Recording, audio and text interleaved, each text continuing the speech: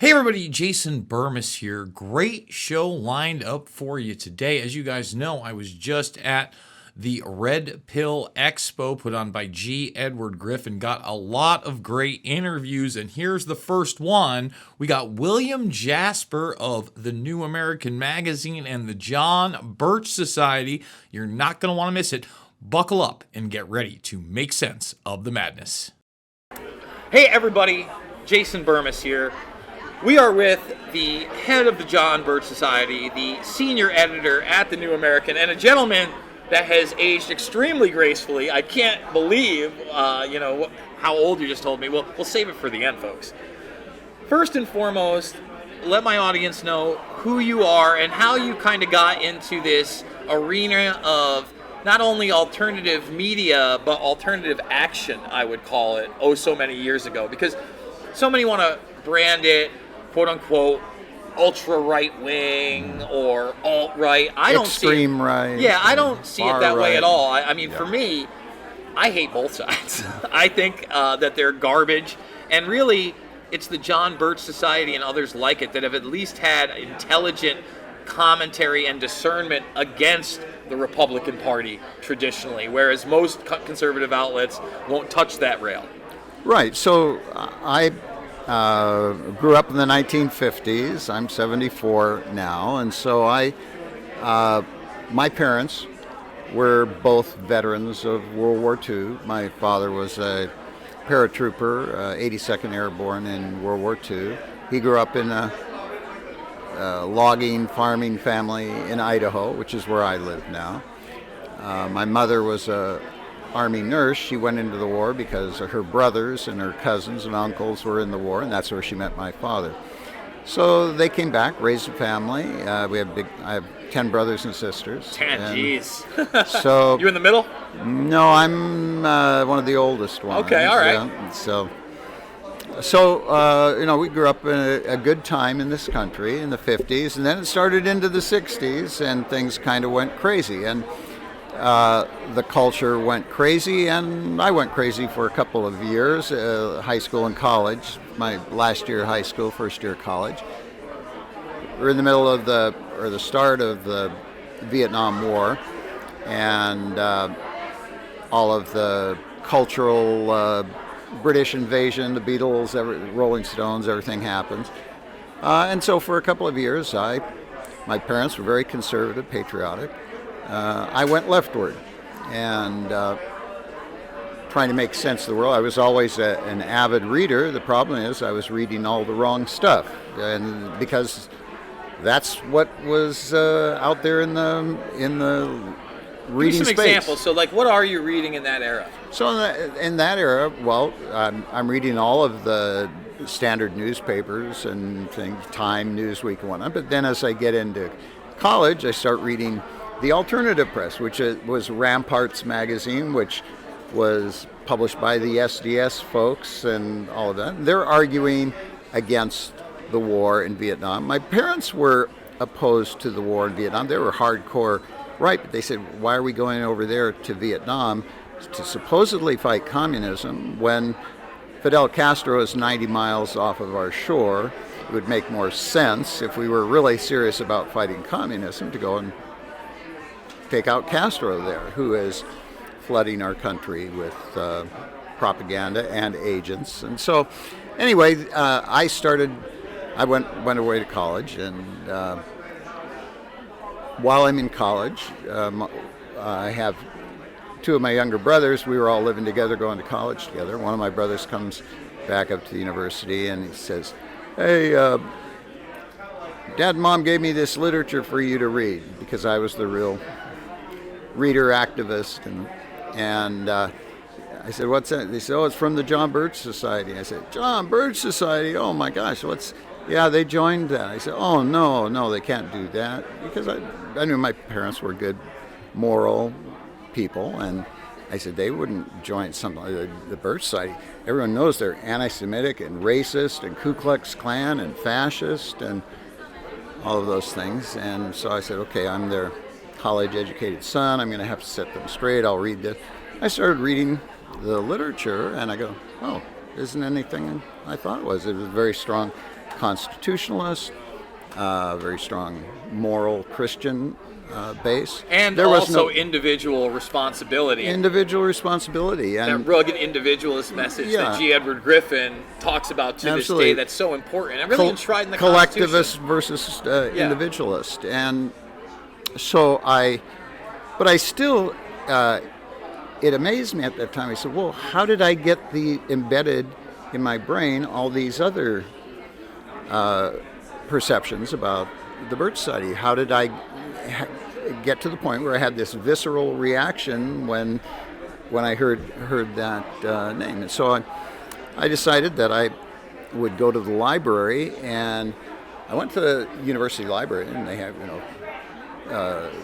multitude of volumes on all the shelves, but I couldn't find any of the books that my folks had given me. And a few that really stood out for me was Hayek's Road to Serfdom. Now, he was a Nobel Prize winner in economics, free market economist, and his book, The Road to Serfdom, big seller, wasn't even in the university library. Ludwig von Mises's Human Action, a stellar book on economics. Couldn't find that. I could find all of the socialist and interventionist economists that I had been reading in college. I thought, something's wrong here. There's a censorship that's going on. And so it made me dig deeper. One of the books, as I explained yesterday at the Red Pill conference, that I read that had a huge impact on me was G. Edward Griffin's book, The Fearful Master, which is the subtitle is A Second Look at the United Nations. Which is also a documentary film, like so many of his pioneering works. I mean, again, that's why G. Edward's the man for folks, not just writing books, going with the medium of the day, and being critical of the United Nations, that to this day is really the mouthpiece and vehicle for much of quote-unquote modern globalism. Absolutely. And so that was a big red pill moment for me when I read that book, because I had been imbued with this idea that, look, can't we all just get along? We'll get together in the United Nations, hold hands, sing Kumbaya, and everything will be fine. The last best hope at global peace. Yes. So, but when I read his book, it took the scales off my eyes, because I was at the university. I'm one of those people that has to verify. So I would go to the library. It was pre-internet, of course, 30 years before the internet. Dewey Decimal System. Yes. Get right in there.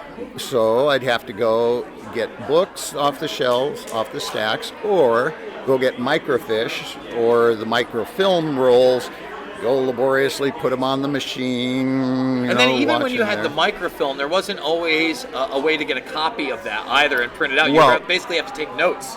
Yes. So, it was the frustration of the time, whether it was microfiche or microfilm, or you would go to get it, it would say it's in this drawer, and you'd go there, it's not in there. Somebody took it or didn't put it back, or it's out around being circulated. So then when you go to take a copy of it, it would be in negative form and barely legible, and it would cost $0.25 to do it, and you might have to do it 4 times before you finally get one. And $0.25 was like $1 at the time. Yeah, and so anyway, but to me, I wanted to know, and so I went to those lengths to verify things, and the more and more I read, the more convinced I became that we were being lied to on scale, massive scale. So, abbreviated story, I started reading more and more. Finally, I decided that, hey, I've got to pursue this more. I'm going to set the rest of my plans on hold, and I ended up working on a congressional committee for a while. Then I went down to Southern California. The John Birch Society had a West Coast office at that time, and I was hired as a researcher there. So that was in 1976.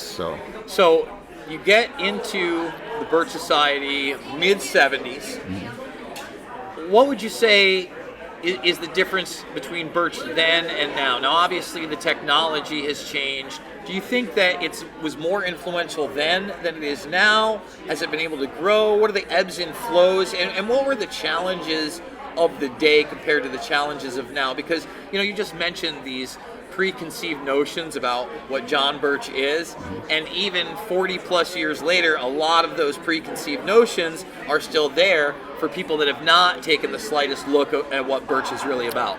Right. So back at that time, we had just gone through, in the early 60s, an enormous smear campaign. And the worst part of the campaign came not from, it started out with the People's World, which is a communist, official publication of the Communist Party. They started attacking us. Well, when the communists attack you, first of all, People's World did not have a lot of reach, but secondly, people go, if you're getting attacked by the communists, you must be okay. But then when Time Magazine, Newsweek, all of the legacy media, the corporate globalist controlled media started attacking us, that had a huge impact. But the biggest impact was when William F. Buckley and National Review, who were the revered arbiters of conservatism, went after us. And why did he do that? Well, William F. Buckley is a globalist. He was a Council on Foreign Relations, CIA, going clear back to OSS. So he was part of the deep state. He was the key agent who was supposed to keep conservatives corralled in the Republican Party, not challenging any of the propaganda that was being put out, and to defend the advances of globalism. So, I mean, he was, so when people talk about the neocons, the neoconservative state, William F. Buckley was the spear point of that. And so he and the other neocon leaders wanted to make sure that the war parties, or the uniparty war party, whether Democrat or Republican, would continue. They'd have a surface, Republicans would have a surface anti-communist rhetoric, but they would always go along with the betrayal of our true allies and the promotion of our enemies. And so during the time when I came in, Richard Nixon and then Gerald Ford were the presidents. They were both neocon globalists, rhino Republicans, and yet everybody said, well, we have to support them because the Democrats are so much worse. Yeah, I heard that one recently. I don't know about you. And so that was the difficulty back then. And then when we would get a Republican in, like Reagan, everybody go back to sleep and say, oh, well, now we're okay, everything's fine. Well, and wouldn't challenge the reigning Republican Party, because Reagan came in. I've told this on a few programs. When Reagan was running for the 1980 nomination in the Republican Party, he was running in the Republican primaries.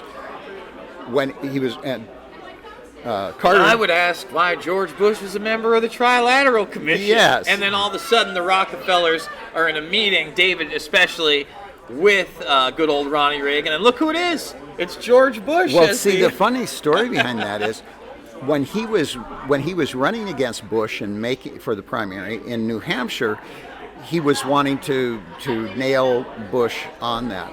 So I got a call at that time from Congressman John Russolo because I had written an article about the Trilateral Commission, about George Bush. And so he said, yeah, you said that George Bush is a member of the Trilateral Commission. How do you know? I said, because it's on their membership list. And he says, well, how do you know that's real? I said, because I picked it up at the Trilateral Commission office in New York when I was there. And it's their official publication. He says, well, how can we get a copy of that? I said, well, you can go to New York and get a copy. Or said, can you send me a copy? Well, this was in the early stages of fax machines. Yeah, I was going to say, you couldn't even fax something at that point. So you had to go take the original and put it on this drum that's spinned around, a stainless steel drum, and then take the telephone, the old style telephone, and stick it on the machine, and it spun around like that, and it'd take about 5 minutes to send a page.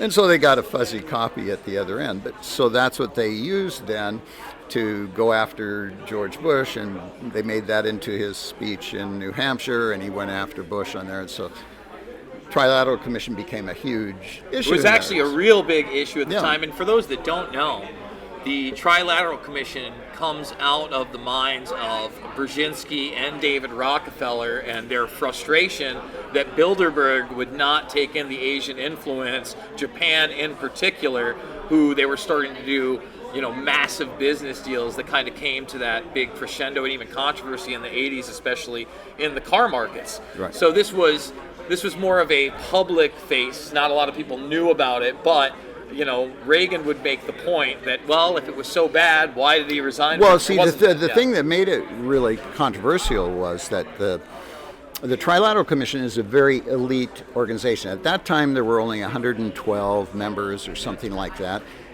Trilateral comes from Japan, North America, and Europe. So these are the elites of business, finance, and government, and quote-unquote former government and intel, who are meeting together in secret. They publish papers, but it's meeting together in secret.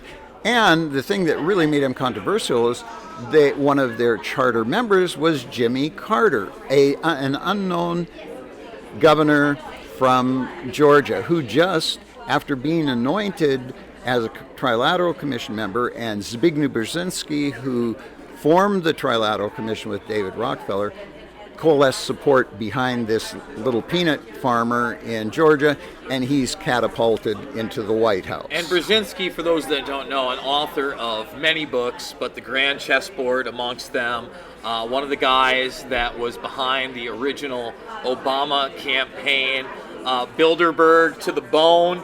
Yeah. And Brzezinski's daughter, of course, is Mika, who is still a mouthpiece for the mainstream media. I would also be remiss if I didn't talk about Brzezinski and his role in the 80s with the Mujahideen against Russia, and his, I think it was his admission in Le Monde, which was a French publication, that it was us, the United States, and that Mujahideen that actually had attacked Russia first to goad them over the line and start that conflict. That happened to be at the same time period that a guy named Osama bin Laden was also our ally.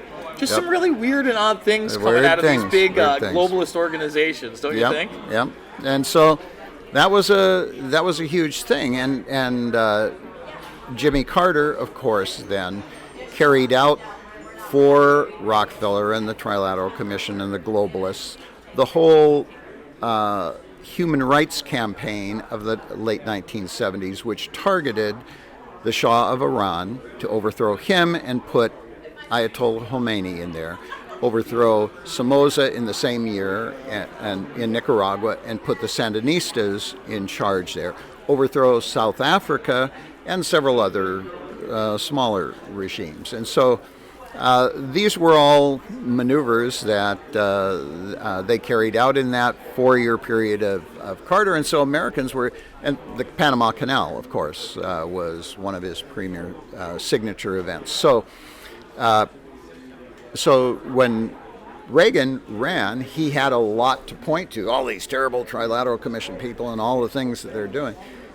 And then what did he do? He won the election, and then he puts the trilateralist George Bush and all of his trilateral buddies in his administration, and they were really running everything. I would imagine. I mean, when you look at just that time frame, you got somebody that supposedly is not part of the intel community, aka George H.W. Bush. I would say he probably was. He becomes the head of the CIA. Oh, he was, yeah. Well, becomes the head of the CIA out of nowhere. Now, this was a guy that they were trying to get elected for some time as a senator, but while they couldn't do that, what was he? He was a liaison to China and a diplomat there. You mentioned the Nixon administration. It was really during that Nixon-Kissinger administration through Rockefeller that we start normalizing relations with China, and that's the beginning of that kind of economic which again was David Rockefeller. He is the one who went over there and set things up. And here he is, supposedly the epitome of capitalist West, and he flies over to China, meets with Mao Zedong. Then he has Winston Lord, who later becomes president of the Council on Foreign Relations, of which David Rockefeller was the chairman. Winston Lord and Henry Kissinger go over to China and set up all the stuff. Nixon is given credit for it, but it was David Rockefeller, Kissinger, and Winston Lord who set it all up. Obviously I'm in agreement on that, and most people don't know any of this history. Bush comes in, and essentially you have that assassination attempt very early on with Reagan. Yeah. Then you find out that the Hinckley family is not only connected to the Bush family, but Neil Bush is supposed to have dinner with Hinckley's brother the day after the assassination. What are you, some kind of conspiracy theorist? I wish I were, but all these news clips are actually in Invisible Empire, A New World Order Defined, so you can see David Rockefeller next to Reagan. You can see the assassination attempt on Reagan. You can see the news clip where Bush's son is supposed to meet with Hinckley, who then they go and interview the, I think she is the housekeeper at the hotel where Hinckley was staying at, and she was talking about how Hinckley was going to a payphone and taking calls from there, and that seems extremely odd beforehand. And Hinckley is a guy that literally successfully shot the president and hasn't been in jail for almost 20 years. Now, they took the leg brace off 5 or 6 years ago, so now he's on tour with his acoustic guitar singing folk songs. But it just is an extremely odd thing that people don't discuss that at all. You would think somebody that tried to shoot and kill the president would be in prison for the rest of his life. Came close to it. Yeah. Very, very bizarre, unless there was something else to it. And, Bush goes on to be the president for 4 years, but I would also argue there are a lot of connections between George H.W. Bush, the Iran-Contra scandal, and that connection to Mena, Arkansas, and Bill Clinton. In fact, so much so, I'm sure you're aware, that they made a Hollywood movie about it called, Made, I think it was, with Tom Cruise. It was the Barry Seal story. And I never saw that one. Oh, it's tough because they get so much of it wrong. You know what I mean? I think that's why I didn't see it. But I'll say this at the very end. So if you didn't know, it's actually one of the Iran-Contra's prosecutor's son that was the director of that film. Okay? Really? Yeah, so there's an actual connection.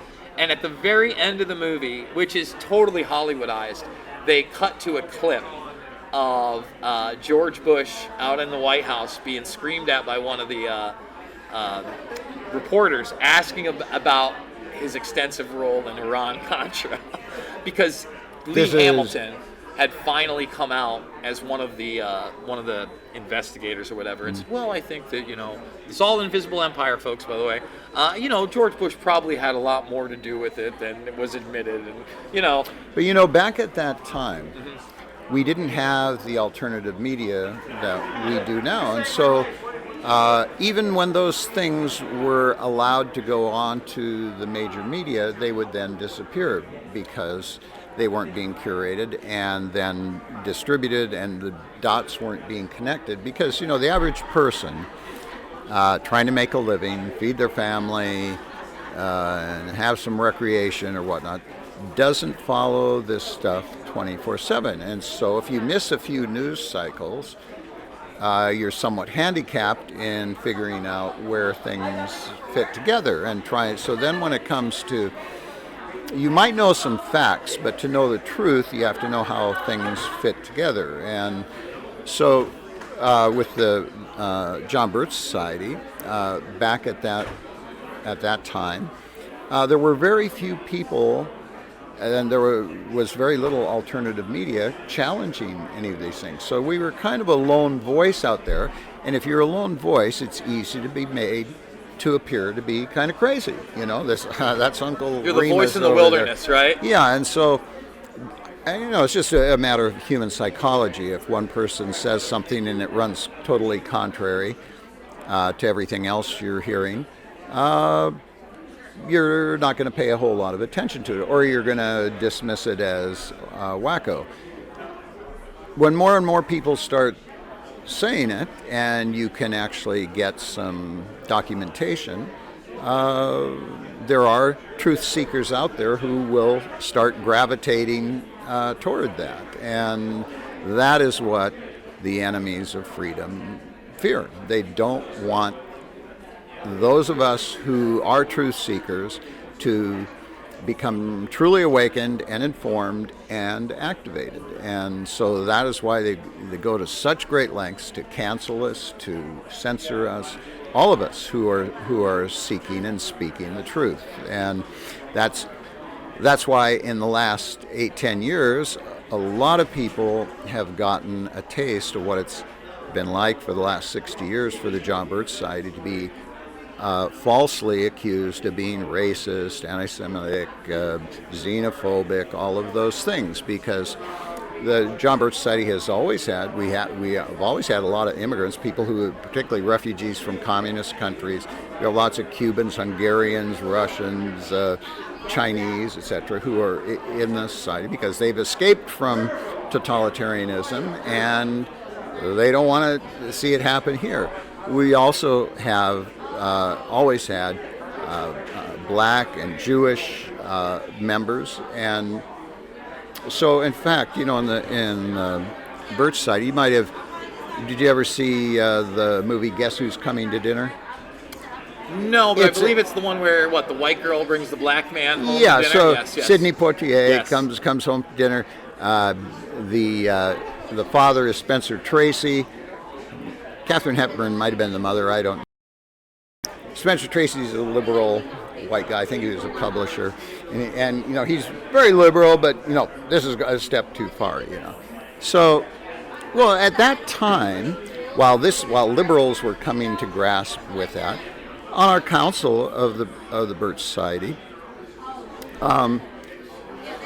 we had George Schuyler, black man, very powerful intellect, kind of like a Thomas Sowell of his day, who was married to a white woman.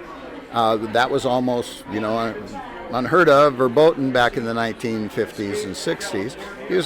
He was one of our main writers. And their daughter, Philippa Schuyler, was a polymath, brilliant, beautiful young gal who was a concert pianist and a journalist. And so, and we had many black speakers on our program, some of whom had been, like Leonard Patterson, who'd been in the highest level of the Communist Party. And he went on speaker's tour for us, explaining how the communists were trying to use the black people to create race warfare. He had been in Moscow, taken to Moscow, and trained in the Kremlin. And so it was utterly false. And that was one of the things that convinced me that, hey, the Birch Society must be onto something. They must be doing something right. Everything I can see that they're trying to do is right, and they're being attacked viciously, mercilessly. And I'm a Christian. I'm a Roman Catholic. I love Jesus, and as he said, if they hate me, they're going to hate you. And so if you speak the truth, as he said, they attack me, so they're going to attack you. So I would say this about the Trump phenomenon. I won't even call it the administration or the campaigns. The most positive thing to me that has come out, you just kind of alluded to the point, if people aren't talking about it, if it's not hitting the mainstream, a certain amount of people will just dismiss it out of hand. Mm-hmm. And Trump has broken so many of those quote-unquote third rails. I'm not saying he's right all the time, right. But for instance, we've talked about the quote-unquote deep state. Mm-hmm. That didn't come into the vernacular until Peter Dale Scott, who was a leftist, came out with that terminology talking about deep events like the JFK and RFK assassinations. Now that's into popular culture. He's questioned 9/11 more than anybody else in that position. Now, Giuliani was his lawyer. Now that is very much in the mainstream vernacular when people like Tucker Carlson used to attack me, or RFK Jr. has to talk about it, etc. With that phenomenon happening, but at the same time, the massive censorship, what are the main issues that you find yourself dealing with to try to get this information out, or information out correctly? Because I'm sure you understand that a lot of these narratives that are pushed, you might get an anecdote of something that's truthful out of that administration or a political figure, but then people go off the rails into speculation and what you would call misinfo, disinfo, purposeful or not. And it seems to me, unfortunately, almost never, not just in the mainstream, but in most of the alternative, you're not getting a reliable, truthful, well-researched narrative. Right. Well, part of it, from our standpoint is, and I'm a writer, editor, journalist, have been for many years, is to resist the temptation to be out there firstest with the mostest.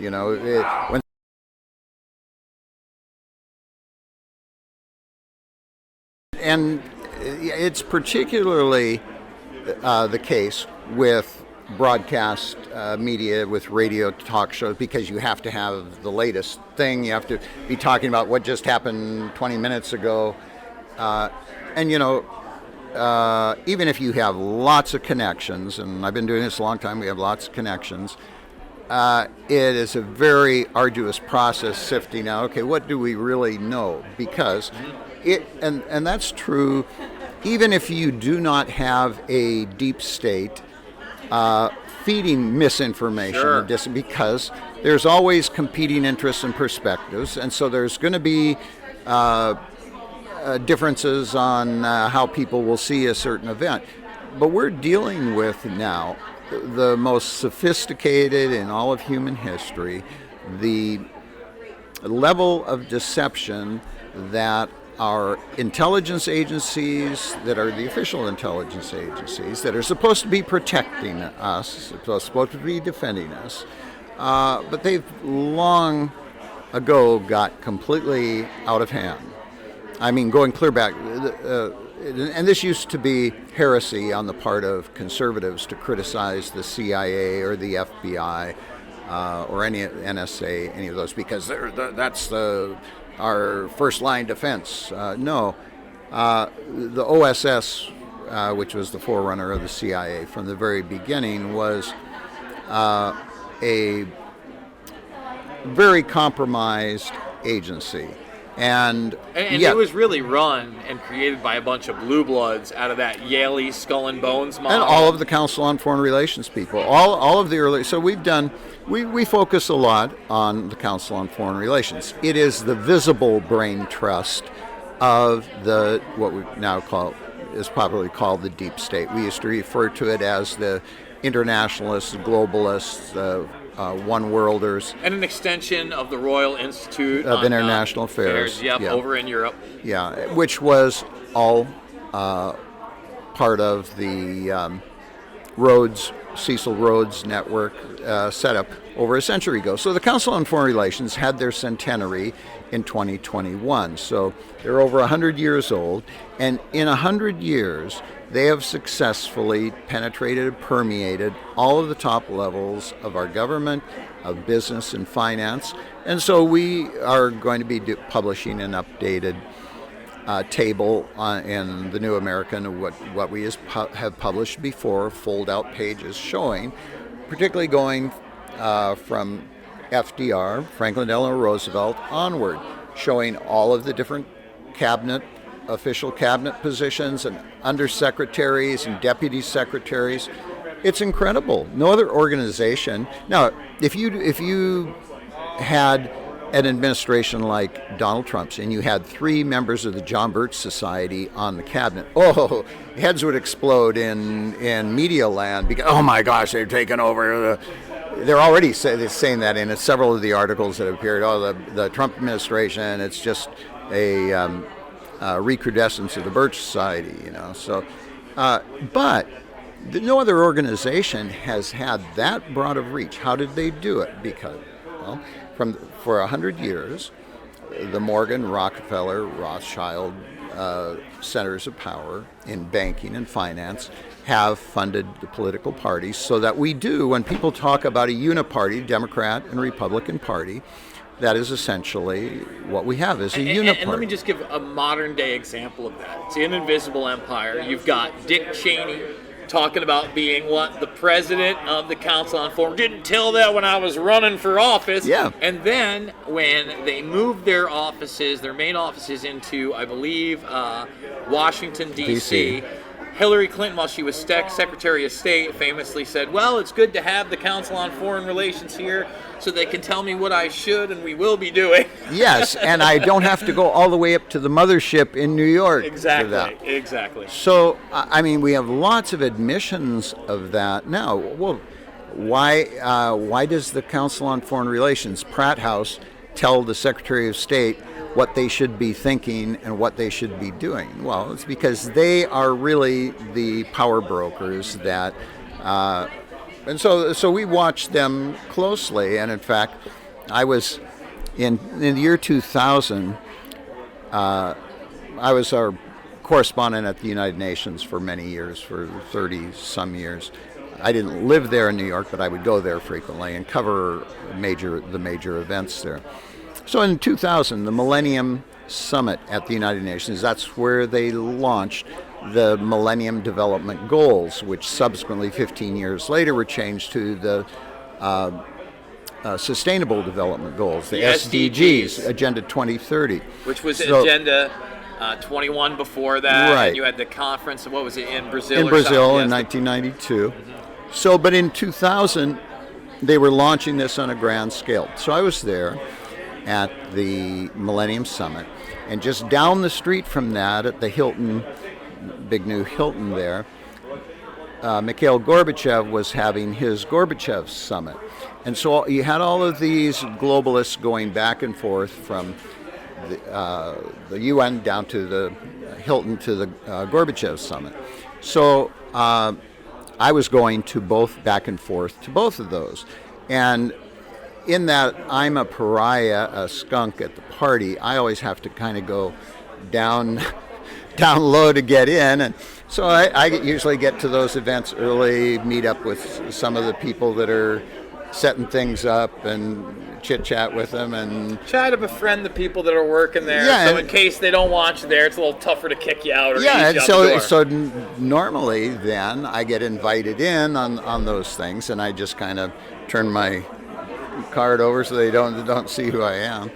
And so anyway, I was at the both of these events, and a gal from the Council on Foreign Relations comes in, and so the Council on Foreign Relations, we're launching a new World Humanity Action Trust tomorrow at our new center right next to Pratt House in New York at 5080 68th Street.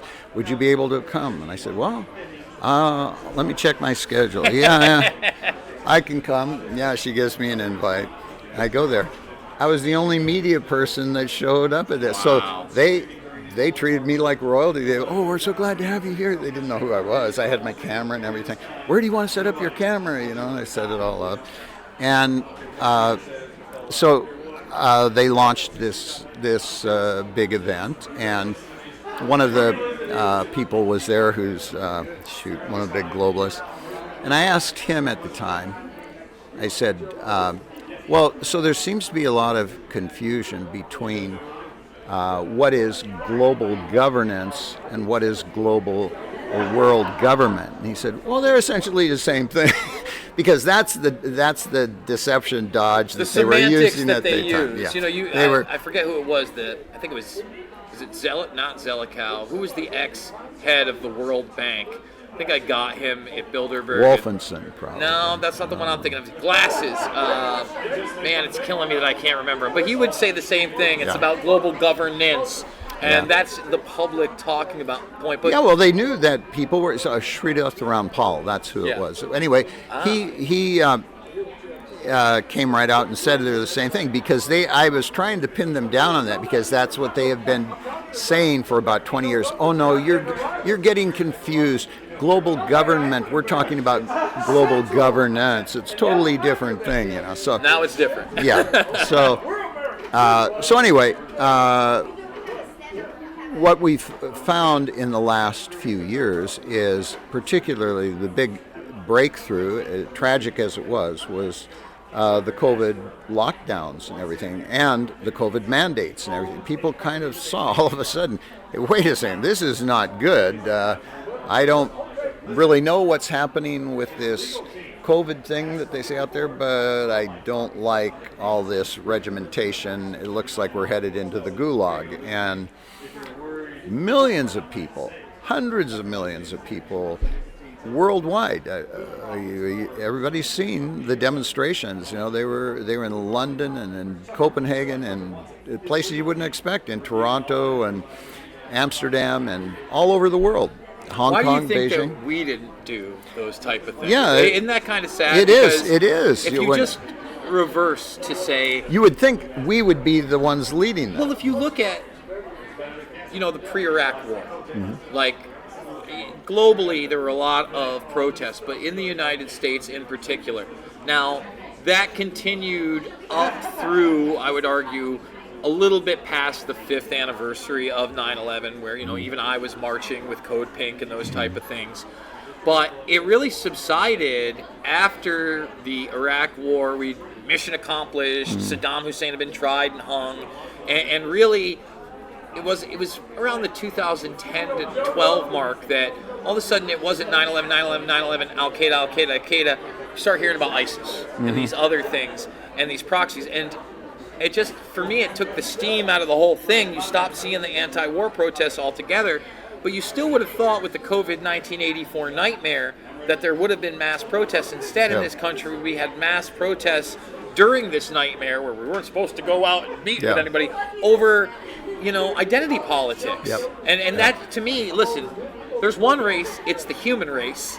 I've never, been about police brutality, one way or the other, but even with the Eric Garner case, if you remember that one, that was highly publicized at the time. The family refused to come out and make it about race. Then, Al Sharpton, for instance, one of the biggest race baiters, had went to that family and they were like, we're not interested in that. We don't think this was a racial issue. We think this was police brutality. It wouldn't have mattered if he was white or black. Nope, can't have that. Nope, so gotta exploit it. Yeah, so where do you think protests are in this country? Because we did see a little bit of a comeback protest-wise, obviously, with the 2020 elections. But not so much. I mean, you had a few outside of Washington, D.C., Simone Gold, etc., talking about this, but not to the point where we were able to stop anything, right? And not in a meaningful way. Again, if you weren't willing to individually navigate it for you and your family, good luck, because the institutions sure weren't helping you. Yeah, and so we've got some serious self-reflection to do, because obviously this is coming back.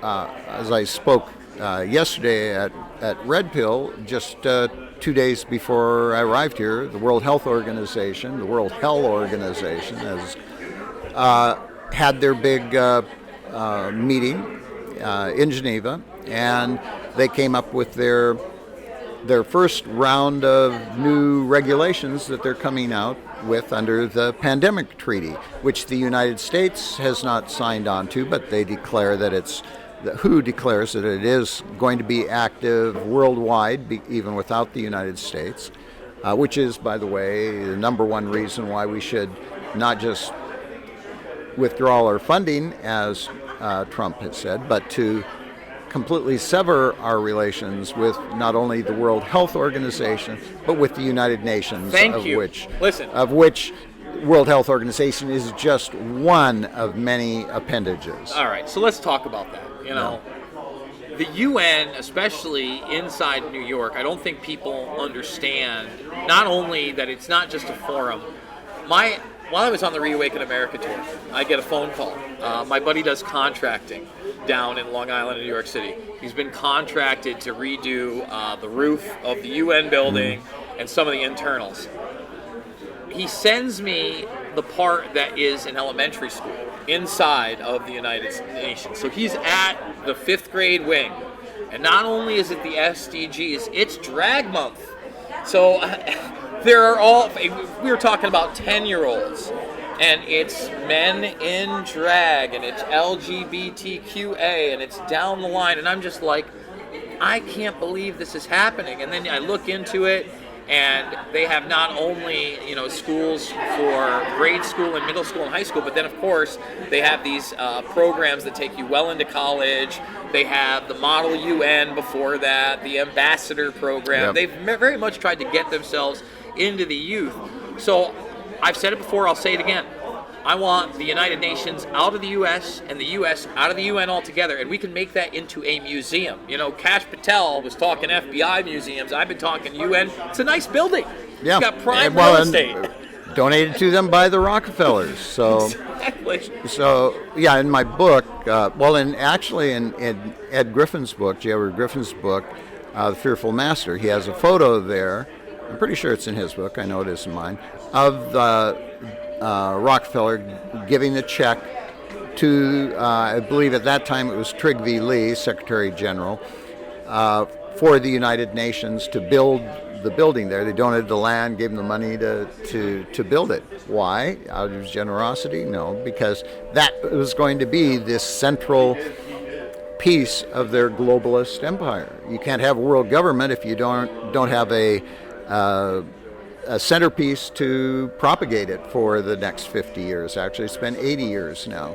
So yes, so we do have an opportunity to do that now. Senator Mike Lee in the Senate, one of my favorites, and Representative Chip Roy in the House have introduced it. Last year they introduced it. They reintroduced it this year. The Defund Act, DEFUND. So we're being invaded by that's space not my invaders. microphones, guys. I apologize for that one. Got about 5 minutes left. Where do we go from here? What do you see the future of the quote-unquote truth movement or freedom movement? Because, the predator class, as I think you rightfully identified, one of their globalist arms is the Bilderberg Group, and they discussed as one of their talking points years ago that we're living in a post-truth world. Correct. And especially now where there is massive censorship, where AI is on another level and available all over the place, where we haven't had any real criminal investigations / prosecutions to commit to the constitutional republic we once had, a checks and balances system, right. Of judicial, executive, legislative. Is there a way to recreate that and take that back? There is, and there not only is, but we must take advantage of it now in the time. I believe we are in a window of opportunity here, and it's a window that is closing. Why do I say it's closing? Because you just mentioned the censorship industrial complex. It is real. It includes universities, it includes corporations, it includes government. We haven't cut all of that away with the Trump administration. A lot of that deep state has been whittled back, but even all of the federal funding of all these massive NGO organizations hasn't been cut off yet. So we have a window of opportunity to move us back toward a constitutional republic of checks and balances, but that means everyone who's out there, particularly those in MAGA land, and I won't just say Republicans, because a lot of Democrats came over to recognize that, hey, we had to get away from this uniparty Republican Democrat. We're fighting an obvious fight within the Trump administration. That's obvious from the Epstein file case. Something's going on there, and if we don't want this to end with just going back to normal, we saw what happened last time. As soon as Biden came in, Trump had taken us out of the Paris Accord, the UN Paris Accord. It's going to one of his destroy better things. I was very happy about that. And Biden took us right back in. Trump had taken us out of the World Health Organization. Biden put us right back in. Trump took us out of the UNESCO. He put it right back in. Because some of these things have to be finalized by Congress. That means that the House and Senate have to go ahead and say, okay, we're withdrawing from the United Nations. We're not going to give them any more money. That means, in order to do that, even my representative, who's a conservative representative, he hasn't signed on to the Defund Act yet. And one of my friends, who's also a constituent of his, asked him a little while ago, and he said, "Oh yeah, I signed on to it." And he's claiming publicly that he's signed on to it, but we look go online and look at it, and it's not. So he knows he's getting pressure, and he needs to get a lot more pressure, and then he will go from rhetoric to actual action and sign on. We need to be relentless. George Soros has all of his relentless bots out there doing everything. Bots. His son just married Huma Abedin. My God. God. So, but we have to be just as relentless in the pursuit of truth, in the support of truth. Those truth speakers who are out there come under attack. We've been under attack for 60 years, and more than 60 years. And whenever you see someone speaking up and holding forth for the truth, and they're being demonetized, deplatformed, censored, attacked, and smeared, come to their aid, because if you don't do that, they're not going to be here to help you and support you. I get calls all the time, have been for decades. "Oh, can you come help us? We're being destroyed by the OSHA or EPA or some other the FDA." Well, yeah, but we're already going in about 10 different directions. We're trying to support all those good people that are fighting against the forces of evil, against big government. We're coming to a close, and this is a great way to end it. How do people support you? Because you are one of those people that is actually, again, you're looking great for your age. You've been in this for decades. It's not just the John Birch Society. It's not just the New American. You have a recent book out on the United Nations. Let everybody know how they can get either involved in John Birch, get a copy of the New American, or especially get a copy of your book. Very good. Well, thank you. So the John Birch Society, you can reach us there at jbs.org, jbs.org, John Birch Society. The New American is thenewamerican.com. We publish an actual print magazine. We are one of those that haven't gone out of the print space. But we publish the New American every day. We have new videos and new articles, exclusive articles up there online. And every Friday, if you're a subscriber, you will get the Insider Report, which I edit and write a considerable amount of, emailed to you as a PDF, or you can read it online. You can get a sample of it if you go to thenewamerican.com, and then across the header ribbon, you'll see Insider Report in red. Click on that, and you'll see that. That goes out every Friday. So support those who are fighting the good fight. And so, and the book, don't add the book. How they get the book? And the book, my books on the United Nations are The United Nations Exposed and Global Tyranny Step by Step, the United Nations and the Emerging New World Order. That was in 1992. It's back in print.